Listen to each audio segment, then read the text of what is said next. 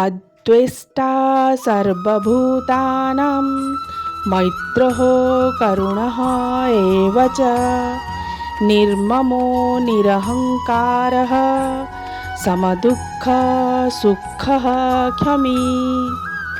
अर्थात जिए सकल जीवंठारे द्वेष रहित निस्वार्थ भावरे समस्तंकर प्रेमी ओ अहेतुक दयालु तथा अहंकार रहित सुख दुख प्राप्ति रे समय क्षमाशाली समस्तंक सह मित्रता और करुणा रखी सी भगवानंकर अति प्रिय। भगवद गीता अध्याय 12 श्लोक 13। जय जगन्नाथ। जय माँ समलेश्वरी। प्राणी केवल जीव नुहे से माने आमर सहयात्री। प्राणी को भल पाइबा माने सृष्टि को सम्मान करिबा।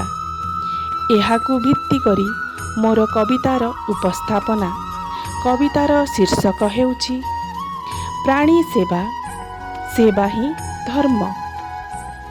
कथारे अछि मानव सेवा ही माधव सेवा। मनरे उंकी मारे मोर गोटिए प्रश्न, माधव सेवा ठारू कौन कम कि एही प्राणीधन सेवा। निर्बाक प्राणीर सरल हृदय, तार व्यथा तार नीरव क्रंदन।